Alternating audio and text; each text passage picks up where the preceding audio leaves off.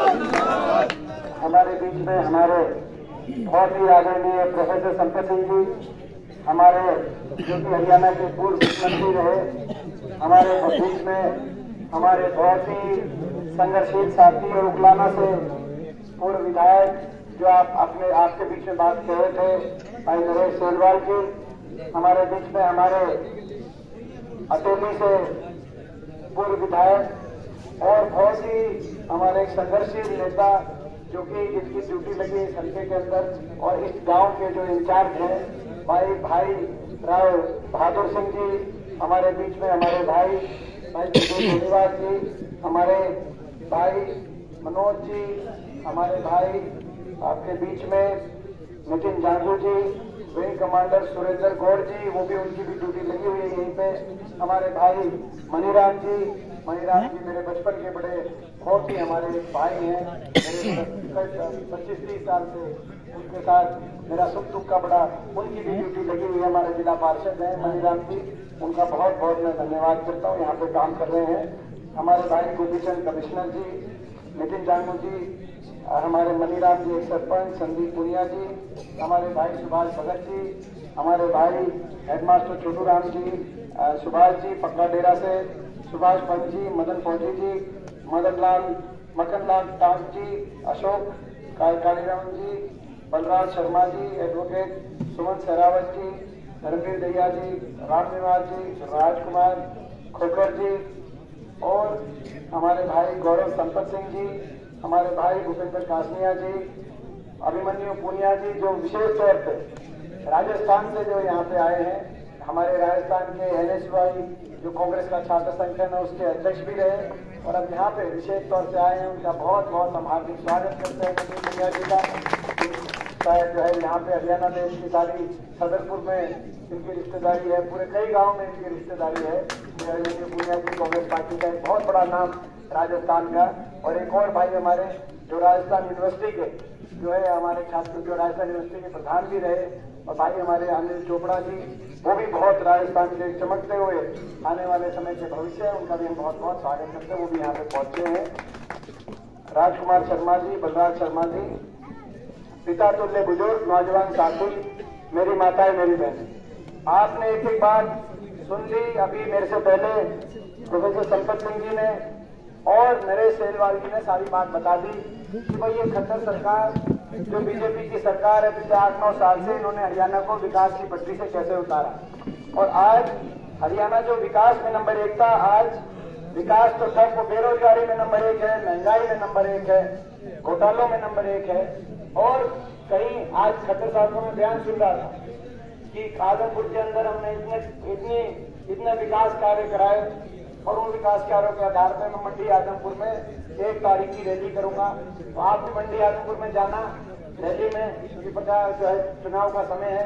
अगर आपको विकास दिखाई दे, अगर आपको चकाचक सड़कें दिखाई दें, अगर आपको स्कूल के अंदर टीचर दिखाई दें, अगर किसान के पास मुआवजा दिखाई दे, अगर आपको सारा विकास दिखाई दे, अच्छी सड़कें, पानी की व्यवस्था, बढ़िया काम दिखाई दे, तो भाई जरूर उनको वोट देना। लेकिन 9 साल में अगर आपको वहाँ सड़क नहीं और गड्ढे दिखाई दे, तो भाई थोड़ा सा लोकतंत्र के अंदर जवाब तो देना पड़ेगा।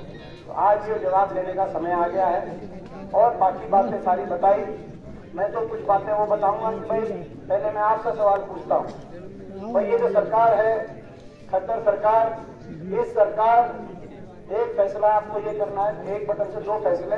पहला फैसला हरियाणा का, पूरा हरियाणा आपकी तरफ देख रहा है, दूसरा फैसला आदमपुर के विधानसभा के विधायक का। तो भाई एक बात बताओ, इस सरकार को आप दोबारा से 5 साल के लिए हरियाणा में चाहते हो या हरियाणा में बदलाव चाहते हो? अगर बदलाव चाहते हो तो एक बार हाथ खड़ा करके कोई हरियाणा में बदलाव हो, हरियाणा विकास के मामले में आगे बढ़े, हरियाणा खुशहाली की तरफ आगे बढ़े। तो भाई बदलाव, तो अगर आप बदलाव चाहते हो तो हमारा भी संकल्प है, कांग्रेस पार्टी का भी कुछ संकल्प है, वो आपके बीच में रखना चाहता हूँ। आपके आशीर्वाद से बदलाव होगा। पिछली बार भी 2019 में भी लगभग बदलाव हो गया था, थोड़ी बहुत 1-2-4 सीट्स का की कसर रहेगी। ये ठीक कह रहा हूँ ना, लोग तो पिछली बार भी परेशान थे, काम इन्होंने पिछली बार भी नहीं किए थे, लेकिन 2-4 सीट की कसर रहेगी। तो बदलाव तो होगा, और बदलाव आते ही कुछ फैसले करेंगे। सबसे पहले कांग्रेस पार्टी का संकल्प है, जब आपके आशीर्वाद सरकार बनी तो सबसे पहली कलम से बुढ़ापा पेंशन देश में सबसे ज्यादा 6,000 बुढ़ापा पेंशन करने का काम करेंगे, ताकि एक परिवार में अगर 2 पेंशन आए तो 12,000 पेंशन आए। और केवल पेंशन नहीं, पेंशन के साथ साथ जो इन्होंने 5 लाख बड़े बुजुर्गों की पेंशन कटवाने का काम हुआ है, उन 5 सारे पेंशनों को बहाल करके और झालेनी ब्याज के समय जो सारी बुढ़ापा पेंशन बहाल करते हुए 6,000 बुढ़ापा पेंशन करने का काम करेंगे। दूसरा हमारा संकल्प है, आपके आशीर्वाद से मौका मिला तो आज महंगाई की इतनी मार हो गई, हर गरीब आदमी के बजट को बिगाड़ दिया इस सरकार ने। कहते थे बिजली जो है जो बीजेपी आएगी महंगाई कम कराएगी, लेकिन नारा कुछ और देते हैं। इसका बीजेपी का मतलब है बीजेपी और झूठी पार्टी। महंगाई कम कराने की बात थी, लेकिन आपको उससे ज्यादा पता है, जब 350 और 400 रुपए सिलेंडर था हमारे टाइम में, अब कितने पे सिलेंडर है? 400 से कम हुआ है कि ज्यादा हुआ है?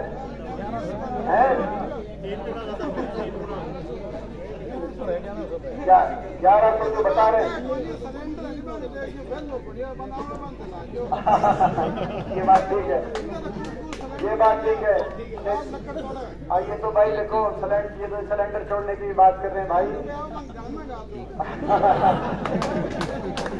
ये ठीक बात है। और 1100 जो बता रहे हैं वो 1 महीने पहले भरवा के आए थे, इस बार जाओगे तो 1190 पाएगा, 1190 हो चुका। तो और अगली बार जाओगे तो चाहे डीजल पेट्रोल सिलेंडर जो है, कोई भी आज सब्जी दाल हर चीज पे जीएसटी ऐसी ठोक दी जो है कि आज महंगाई, हर गरीब आदमी का बजट बिगड़ गया। और सबसे महंगा है तो बिजली का बिल महंगा है, सबसे ज्यादा हरियाणा में बिजली महंगी होगी। इसीलिए हमने संकल्प किया है कि गरीब आदमी के लिए बिजली फ्री करने का काम करेंगे। 300 यूनिट बिजली हर आदमी के पास करने का काम करेंगे, ताकि राहत मिले, 300 यूनिट बिजली राहत मिले।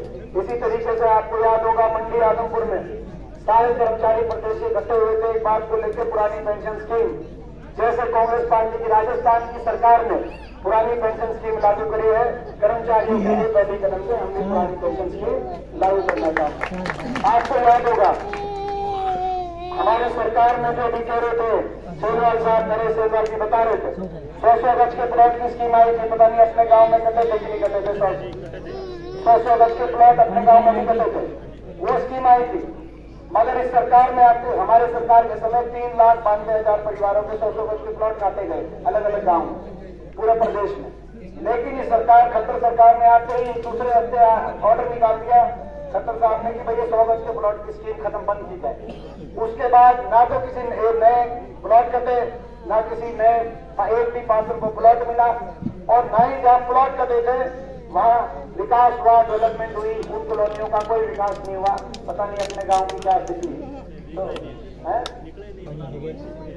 ऐसे ही पड़े, लेकिन ऐसे ही पड़े, ना कब्जे कई जगह ना कब्जे मिले, ना प्लॉट का विकास हुआ। तो हमारा संकल्प है, ये जो एससी वर्ग के हमारे भाई हैं, बैकवर्ड के हैं, छत्तीस बिरादरी के, बीपीएल के परिवार हैं, और जो मनरेगा के हमारे जो कार्यकर्ता हैं, उन सबके लिए 100 गज की प्लॉट की स्कीम जो बंद कर दी थी इन्होंने, उस समय 3,92,000 परिवारों को मिले थे, दोबारा से स्कीम को शुरू करेंगे। हर पात्र परिवार को 100 गज का प्लॉट दिलवाएंगे।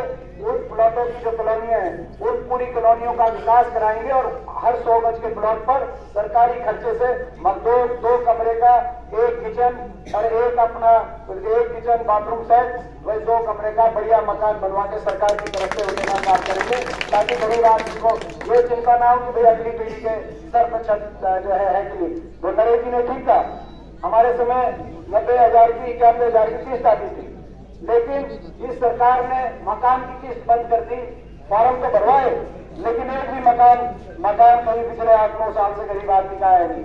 इसी तरीके से हमारा एक और संकल्प है कि भाई जैसे ही इस सरकार ने बुढ़ापा पेंशन पर काट दी लोगों की, पीले कार्ड भी काटने का काम हुआ। इसीलिए हमारा संकल्प है कि भाई सर्वे कराएंगे, ताकि पीले कार्ड में और उस सर्वे में एक कराएंगे कि भाई किसी का कटे नहीं और किसी का छोटे नहीं।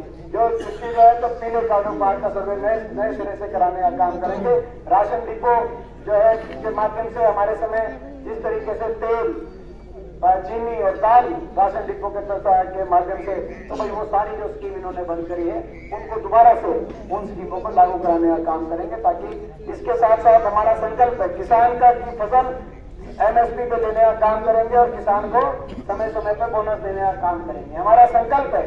ये जो स्कूल बंद कर रहे हैं, आपको याद होगा जब कांग्रेस पार्टी की सरकार थी, प्रदेश में 2500 नए स्कूल बने थे और 1 लाख से ज्यादा शिक्षकों की भर्ती हुई प्रदेश में, जिसमें JBT, computer teacher, guest teacher, मगर ये खट्टर सरकार ने आज साल में एक भी शिक्षक की भर्ती नहीं करी।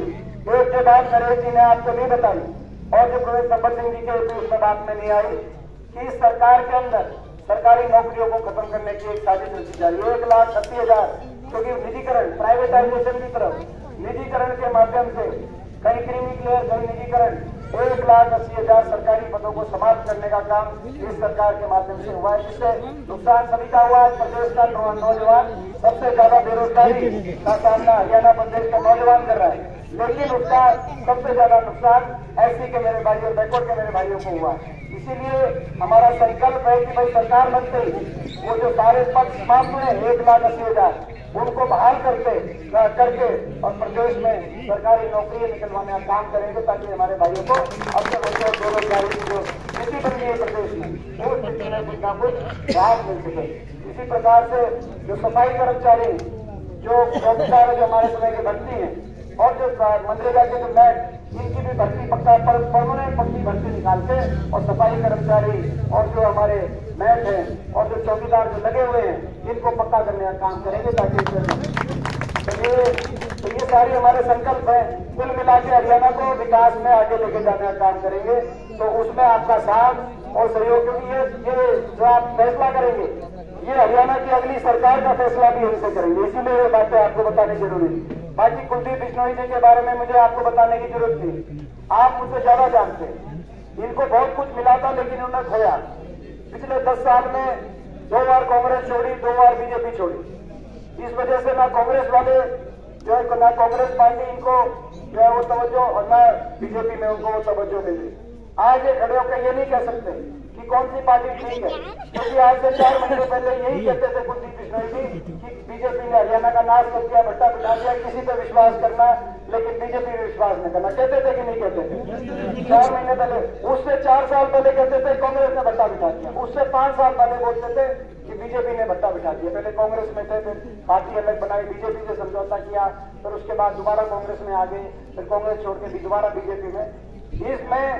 इस सारे में वो खुद भी जो उनका खुद कद था, उन्होंने खुद का कद को भी घटाने का काम किया और साथ में आजमपुर के विकास को, आजमपुर हल्के को भी आज पूरे प्रदेश में इतना बुरा हाल, विकास के मामले में इतना बुरा हाल, इतनी टूटी सड़कें किसी और प्रदेश में तो हो सकते हैं, मगर हरियाणा में आजमपुर के अलावा कहीं आपको दिखाई नहीं देंगी। तो आज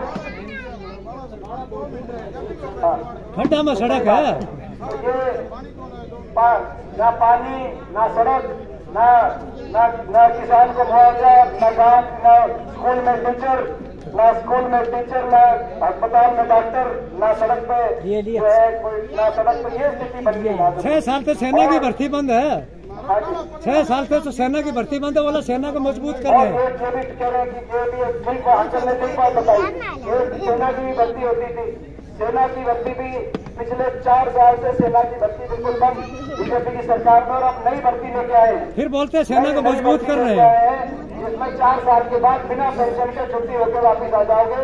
जो नई भर्ती भी हो रहे हैं उनके घर वाले भी उनके रिश्ते के लिए बात करेंगे तो दूसरे वालों को पूछेंगे उनसे कि भाई बताइए फौज में भर्ती हुई है, बोला भाई फौज में कौन सी भर्ती हुई है, कच्ची हुई है कि पक्की हुई है, ये स्थिति आ गई देश की। तो ये खैर एक बात है।